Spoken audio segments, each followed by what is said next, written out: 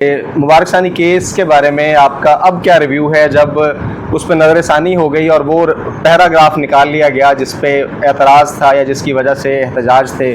صاحب اگر وہ فیصلہ ابھی تک بھی معترضہ ہی ہے، مطلب اس پہ اعتراض ہی ہے، تو پھر اس کے بعد آپ نے اس پہ خاموشی اختیار کر لی، آپ کا کوئی لاہ عمل تحریک لبیک کی طرف سے آئے گا؟ سوال یہ ہے کہ آپ کے جیسی ماشاءاللہ سے جلالی طبیعت والا شخص بھی اگر اپنے ووٹ پورے نہ کاسٹ کروا سکے تو پھر ہم کس سے امید رکھیں کہ کون الیکشن لڑے گا اور وہ آسانی سے اس کے ووٹ اگر 45 اور 47 والا اپنے اس پہ کیا ریئیکشن دیا، اور آنے والے وقت میں اگر کوئی بندہ کھڑا ہوتا ہے آپ کے جیسا اور ختم نبوت کا پہرا دار، تو اس کو ووٹ دینے والے شخص کو یہ یقین دہانی کیسے ہوگی کہ وہ ووٹ کا حقدار شخص جس کو ووٹ پہنچا ہے وہ کامیاب بھی ہو جائے گا؟ اس لیے اب ظاہری بات ہے، یہ گزشتہ روز سعد رضوی صاحب سے بھی بات ہوئی، انہوں نے بھی یہی فرمایا کہ ہم اپنا حق لینے کے لیے ہر حد تک جا سکتے ہیں۔ تو یقیناً سوال یہی ہے نا جی کہ یہ نوعیت کب آئے گی؟ اب مفتی صاحب انجینئر محمد علی مرزا کے بارے میں آپ کا رد عمل اس سے پہلے بھی آتا رہا اور یقیناً وہ کنٹروورسی کا شکار رہتے ہیں۔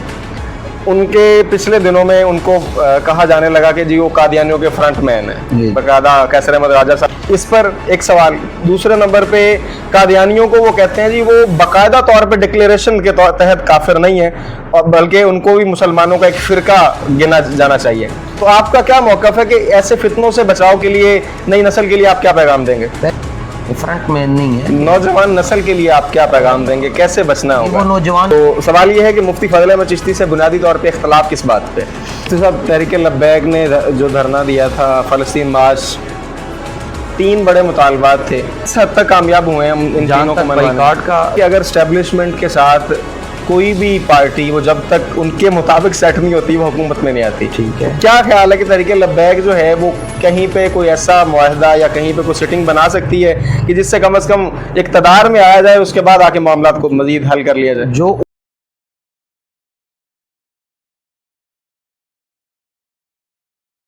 بسم اللہ الرحمن الرحیم، السلام علیکم، میں ہوں مصعب عمیر اور آپ دیکھ رہے ہیں میرا یوٹیوب چینل۔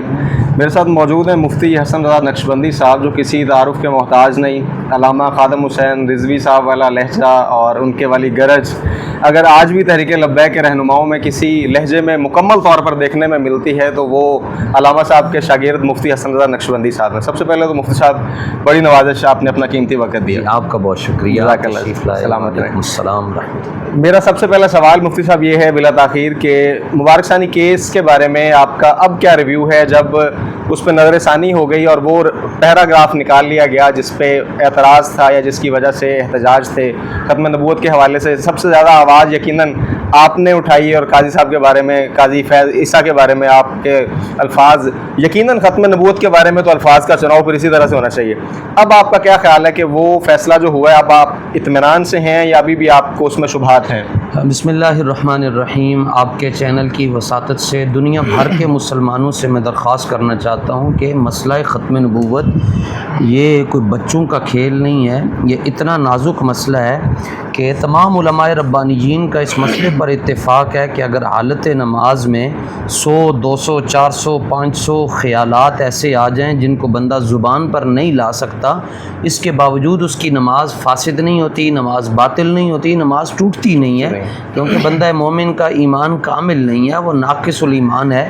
لیکن ختم نبوت کا مسئلہ اتنا حساس ہے کہ تصور میں بھی یہ بات آ جائے کہ حضور کے بعد کوئی نبی آ سکتا ہے تو اسی لمحے بندہ کافر ہو جاتا ہے۔ تصور میں، گمان میں، حالانکہ خیالات پر گرفت نہیں ہوتی، لیکن تیرے در کا درباں ہے جبریل اعظم، اس دربار میں خیال اور سوچ پر بھی گرفت ہوتی ہے۔ تو تحریک لبیک یا رسول اللہ کا اس مسئلے پر جو موقف ہے وہ بڑا واضح ہے۔ ہم یہ کہتے ہیں کہ جب آپ نے اس فیصلے کی بنیاد ہی غلط ہے تو لہٰذا اس 1 2 شکیں 4 شکیں دے کر واپس لے کر آپ کسی کو، یہ ایسے ہی ہے کہ جیسے بچے کے منہ میں آپ چوسنی ڈال دیں اور بچہ اس کو چوستا رہے اور بچہ کہتا رہے اس میں دودھ ہے جب کہ اس میں دودھ نہ ہو۔ تو وہ وقت چلا گیا، وہ اور لوگ تھے جو جاتے تھے اور کمپرومائز کر کے آ جاتے تھے۔ نہیں تو مفتی صاحب اگر وہ فیصلہ ابھی تک بھی معترضہ ہی ہے، مطلب اس پہ اعتراض ہی ہے، تو پھر اس کے بعد آپ نے اس پہ خاموشی اختیار کر لی، آپ کا کوئی لاہ عمل تحریک لبیک کی طرف سے آئے گا؟ نہیں، انہوں نے خود وقت لیا ہوا ہے اور ان کو وقت دیا ہوا ہے کہ بعد میں یہ نہ کہنا کہ لبیک والے وقت نہیں دیتے. تو اس مسئلے میں امیر محترم اور رئیس امیر المجاہدین ان کا واضح موقف ہے کہ ہم آپ کو مشورہ دے رہے ہیں، ہم آپ کے ایمان کے خیر خواہ ہیں. یعنی جب تک تفصیلی فیصلہ دوبارہ نہیں آ جاتا تب تک تحریک لبیک اس کا انتظار کرے گی. اچھا مفتی صاحب، اس حلقے سے آپ نے الیکشن لڑا اور یقیناً آپ کے مد مقابل جو ہیں وہ وزیر اعلیٰ پنجاب تھیں، اور سوال یہ ہے کہ آپ کے جیسی ماشاءاللہ سے جلالی طبیعت والا شخص بھی اگر اپنے ووٹ پورے نہ کاسٹ کروا سکے تو پھر ہم کس سے امید رکھیں کہ کون الیکشن لڑے گا اور وہ آسانی سے اس کے ووٹ، اگر 45 اور 47 والا مسئلہ آیا تو اس میں آپ واضح طور پہ آپ اس حلقے میں جیتے ہیں، آپ کی فین فالوئنگ ماشاءاللہ، آپ اس مسجد میں یا خطابت آپ کا پورا علاقہ جو ہے دل دادا ہے، تو اس کے باوجود آپ الیکشن میں کامیاب نہیں ہو سکے، وجوہات سب کے سامنے. سوال یہ ہے کہ اس سارے کے باوجود آپ نے اس پہ کیا ری ایکشن دیا، اور آنے والے وقت میں اگر کوئی بندہ کھڑا ہوتا ہے آپ کے جیسا اور ختم نبوت کا پہرہ دار، تو اس کو ووٹ دینے والے شخص کو یہ یقین دہانی کیسے ہوگی کہ وہ ووٹ کا حقدار شخص جس کو ووٹ پہنچا ہے وہ کامیاب بھی ہو جائے گا؟ سب سے پہلے گزارش کروں گا کہ ہمارے الیکشن کی کمپین میں ہمارے نہایت ہی قریبی ساتھی، مہربان دوست محترم جناب محمد اسامہ زاہد صاحب نے اس کو کور کیا. جی. اور جہاں تک مسئلہ ہے، آپ کہہ رہے ہیں کہ الیکشن میں آپ جیتے نہیں، ہم سلیکشن میں نہیں جیت سکے. الیکشن ایک ہو جائے تو آپ دیکھیں گے کہ نظام بدل جائے گا. نہیں تو اس کے لیے اب ظاہری بات ہے کہ یہ گزشتہ روز سعد رضوی صاحب سے بھی بات ہوئی، انہوں نے بھی یہی فرمایا کہ ہم اپنا حق لینے کے لیے ہر حد تک جا سکتے ہیں. جی. تو یقیناً سوال یہی ہے نا جی کہ یہ نوعیت کب آئے گی؟ اب دیکھیں اس وقت ملک پورے میں عوام پس رہی ہے، مہنگائی، بے روزگاری، بجلی کے بل، خودکشیاں روزانہ کی بنیاد پہ. اگر کوئی امید کی کرن ہے تو وہ مہنگائی کے خلاف احتجاج کے لیے کوئی ایک شخص بھی نون لیگ کا نظر نہیں آئے گا. بیسک ہمارے ہاں قوم نہیں ہے، یہ قوم ہجوم ہے. اور ہجوم کا یہ کہنا ہے کہ مہنگائی اس وقت قبول ہے جب مہنگائی کرنے والا ہمارا پسندیدہ شخص ہو. تو پی ٹی آئی کو مہنگائی اس وقت دکھ نہیں دیتی جب عمران خان کرے، پیپلز پارٹی کو نہیں دیتی جب پیپلز پارٹی کرے، اور یہاں بھی یہی صورتحال ہے. نون لیگ والے تو وہ کہتے ہیں نہیں مہنگائی ہو ہی نہیں، وہ ٹھیک ہو جائے گی. بالکل صحیح ہے. اچھا مفتی صاحب، لیکن انشاءاللہ مسئلہ یہ نہیں ہے کہ ہم کیوں نہیں جیتے، یہ ہمارا کام ہے مصباحی اذان دینا. ہم نے اذان دے دی. 12,500 ووٹر وہ ہے جن کا ایمان بچ گیا، اور سرکار ابد قرار امام الانبیاء صلی اللہ تعالیٰ علیہ وآلہ وسلم نے مولا مرتضیٰ مشکل کشا کو فرمایا کہ علی تیرے ہاتھ سے 1,000 شخص قتل ہو جائے، اس سے زیادہ بہتر ہے کہ کوئی ایک شخص راہ راست پر آ جائے. تو 12,500 ووٹر وہ ہے جن کا ایمان بچا، جو انہوں نے بتایا. اور انہوں نے کہا کہ آپ 5,000 ووٹ آپ کا ضائع ہوا ہے کیونکہ ووٹ ڈالنے کا طریقہ نہیں آیا. میں نے کہا چلیں ہمارا 5,000 ووٹ ضائع ہو اس لیے ہوا کہ ووٹرز کو ووٹ کاسٹ کرنے کا طریقہ نہیں تھا. تو جو سی ایم بن گئے تو ان کو تو 1977 لکھنے کا طریقہ نہیں آ رہا ہے، یقیناً 77واں لکھنے کا طریقہ نہیں. وہ ابھی جشن آزادی پہ ان کو اردو کی وہ تحریر نہیں لکھنے آ رہی تھی، اس کے باوجود وہ کتنی بڑی پوسٹ پہ ہیں. اچھا مفتی صاحب، انجینئر محمد علی مرزا کے بارے میں آپ کا رد عمل اس سے پہلے بھی آتا رہا، اور یقیناً وہ کنٹروورسی کا شکار رہتے ہیں. ان کے پچھلے دنوں میں ان کو کہا جانے لگا کہ جی وہ قادیانیوں کے فرنٹ مین ہیں. باقاعدہ کیسر احمد راجہ صاحب ہیں کراچی سے، انہوں نے اس پر ان کی 2-3 ویڈیوز 4 ویڈیوز اس پہ بنائی اور باقاعدہ صحیح سرزنش کی. وہ کئی طرح سے ہائی لائٹ ہوتے رہتے ہیں. کبھی وہ کہتے ہیں جی جو قیامت کے دن رسول اللہ کی حدیث ہے کہ جو لوگ رسول اللہ صلی اللہ علیہ وسلم کی امتی آئیں گے یا ان کے چہرے اعضاء جو ہیں اعضائے وضو چمک رہے ہوں گے، اس میں وہ ایک فرقے کے طور پہ قادیانیوں کو بھی لیتے ہیں. اس پر ایک سوال. دوسرے نمبر پہ قادیانیوں کو وہ کہتے ہیں جی وہ باقاعدہ طور پہ ڈکلیریشن کے تحت کافر نہیں ہے، اور بلکہ ان کو بھی مسلمانوں کا ایک فرقہ گنا جانا چاہیے. تو آپ کا کیا موقف ہے کہ ایسے فتنوں سے بچاؤ کے لیے نئی نسل کے لیے آپ کیا پیغام دیں گے؟ پہلی بات یہ ہے کہ محبت اور نفرت کا معیار وہ اللہ اور اس کے رسول کی ذات. بالکل ٹھیک ہے. علم الدین سے اس لیے محبت کرتے ہیں کہ انہوں نے حضور رسول اللہ کے لیے جان قربان کر دی، اور اس سے نفرت اس لیے کرتے ہیں کہ کائنات کی کوئی مقدس ہستی ایسی نہیں ہے جو اس کی زبان کے شر سے محفوظ ہوئی. نہ صحابہ کرام، نہ کوئی اولیاء کرام، نہ تقدیس بزرگان دین. الوہیت کا بھی خیال نہیں ہے، تقدیس رسالت کا بھی خیال نہیں، عظمت صحابہ اور اہل بیت.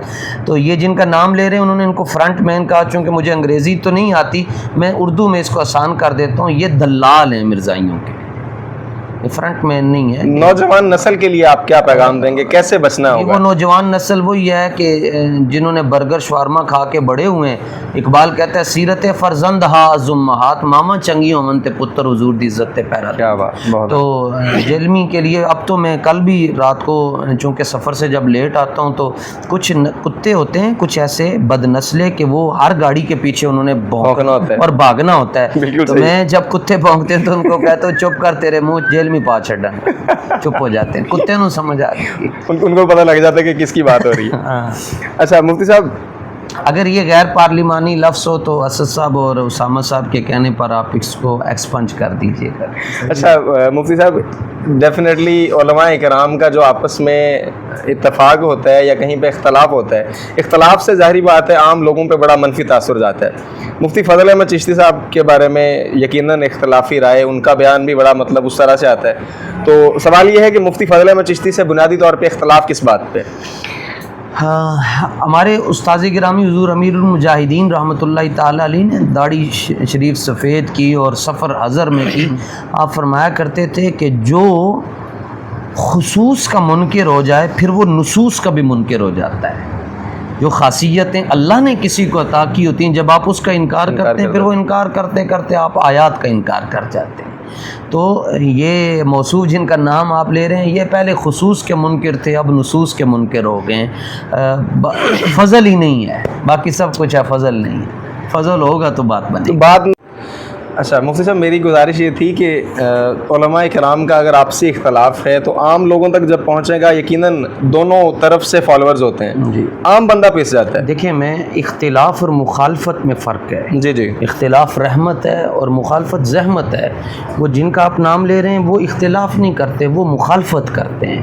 اور پھر مخالفت برائے مخالفت ہے، مخالفت برائے اصلاح نہیں ہے. اس میں بہتری کا راستہ پھر یہی ہے نا جی کہ جتنا بیٹھ کے زور وہ بات بیچارے ہمارے اوپر لگا رہے ہیں، بہتر نہیں تھا کہ اتنی محنت حضور کی ختم نبوت کے تحفظ کے لیے کرتے ہیں. تو یہی تو امتحان ہے تنویر کہ کس نے کس کو خوش کرنا ہے. نیکسٹ. مفتی صاحب، تحریک لبیک نے جو دھرنا دیا تھا، فلسطین مارچ، 3 بڑے مطالبات تھے. آپ کیا سمجھتے ہیں کہ ان میں سے نیتن یاہو کو قرار دے دیا گیا؟ اسی میرا طرح خیال ہے کہ امداد کے حوالے سے، اور تیسرے نمبر پہ جو اسرائیلی پروڈکٹس کا بائیکاٹ تھا، کس حد تک کامیاب ہوئے ہم ان جہاں تینوں کو تک منوانے؟ بائیکاٹ کا تعلق ہے مصنوعات کا تو 60% پاکستانی بائیکاٹ تحریک کر چکے لبیک یا رسول اللہ کی انتھک محنتوں کے نتیجے میں تمام میڈیا کی رپورٹس کے مطابق وہ کر چکے ہیں. Survey reports. لیکن یہ سب سے مشکل جو کام یہ تھا کہ چور کو چور کہنا بڑا مشکل تھا. بالکل تو صحیح. پوری دنیا میں ایسا عالمی عدالت نے بھی کہا لیکن اس کو دہشت گرد کوئی نہیں کہا گیا. تو تحریک لبیک یا رسول اللہ پر اللہ کا فضل ہے کہ یہ جو کام ہوا اس کو تاریخ میں انشاءاللہ یاد رکھا جائے گا. سعد حسین رضوی صاحب کے مطابق بھی کہ وہ اسٹیبلشمنٹ ایون ابھی وہ آئے ہیں قید سے بھی نکل کے، تو انہیں کئی ساری آفریں اور کئی سارے آفیسر سے ملاقاتیں، سارے معاملات، اس کے باوجود وہ اپنے ایم پہ، اپنے مقصد پہ، اپنے ویژن پہ پورا ڈٹے رہے. جی. سوال یہ ہے کہ اگر اسٹیبلشمنٹ کے ساتھ کوئی بھی پارٹی وہ جب تک ان کے مطابق سیٹ نہیں ہوتی وہ حکومت میں نہیں آتی. ٹھیک ہے. کیا خیال ہے کہ تحریک لبیک جو ہے وہ کہیں پہ کوئی ایسا معاہدہ یا کہیں پہ کوئی سٹنگ بنا سکتی ہے کہ جس سے کم از کم اقتدار میں آیا جائے، اس کے بعد آ کے معاملات کو مزید حل کر لیا جائے؟ جو ان کے ساتھ نہ چلے وہ حکومت میں نہیں آ سکتا، اور ہم حکومت کرنا ہی نہیں چاہتے. ہم تو حضور کے دین کو لانا چاہتے ہیں. حضور کا دین کیسے آئے گا؟ کوئی سوچ سکتا تھا کہ اللہ سبحانہ و تعالیٰ کتنا قادر ہے کہ اس نے چھوٹے چھوٹے بچوں کے ذریعے ابو جہل کو مروا دیا؟ کسی نے سوچا تھا کہ وہ صحابہ جو ہجرت کر کے گئے وہ آ کر اعلان فتح مکہ کا اعلان بھی ہوگا؟ تو لیکن اقبال کہتا ہے سن تہذیب حاضر کے گرفتار، غلامی سے بدتر ہے بے یقینی. ہمارے ہاں غلام نہیں، ہمارے ہاں غلامی تو تھی لیکن بے یقینی کی فضا بہت زیادہ. آخری مفتی صاحب کو پیغام دے دیں جو لوگ مایوسی کا شکار ہیں، انہیں کوئی امید کی کرن نظر نہیں آ رہی. مایوسی کفر ہے. اور آپ اعتماد رکھیں حضور کے دین پر، جو اعتماد نہیں رکھتا وہ پھر کس پر اعتماد رکھے گا؟ یہ اللہ کا وعدہ ہے کہ اللہ تعالیٰ فرماتا ہے محبوب ہم نے آپ کو دنیا میں بھیجا اس لیے ہے کہ ہم آپ کے ذریعے پوری کائنات پر دین کو غالب کر دیں گے۔ والذی ارسل رسولہ بالہدی ودین الحق، یہ دین غالب ہوگا۔ آپ اپنا حصہ ادا کرتے رہیں، اپنا وہ میں اکیلا ہی چلا تھا جانب منزل، مگر لوگ ملتے گئے کارواں بنتا گیا۔ ایک تاریخ لبیک یا رسول اللہ کی قیادت میں انشاءاللہ ایک بڑا خوبصورت سورج طلوع ہونے والا ہے، ہوگا۔ محنت ابھی کرنی ہے ابھی، لیکن انشاءاللہ فضل ہوگا آنے والا۔ انشاءاللہ جی آنے والا وقت بتائے گا کہ تحریک لبیک پاکستان جو ہے وہ مزید کس طرح کا کردار ادا کرتی ہے، اور پاکستان میں جس طرح کے حالات ہیں یقیناً پاکستان جو ہے ایک طرح سے اللہ تعالیٰ کی نشانیوں میں سے ایک نشانی ہے۔ جو ملک کلمے کی بنیاد پہ بنا ہو وہ اس طرح سے بے سود مٹ نہیں سکتا۔ تو مفتی صاحب ہم آپ کے بہت مشکور ہیں، آپ نے اپنا قیمتی وقت دیا۔ اپنا بہت سارا خیال رکھیے گا ناظرین، آئندہ ملیں گے انشاءاللہ ایک نئی ویڈیو کے ساتھ، تب تک کے لیے السلام علیکم۔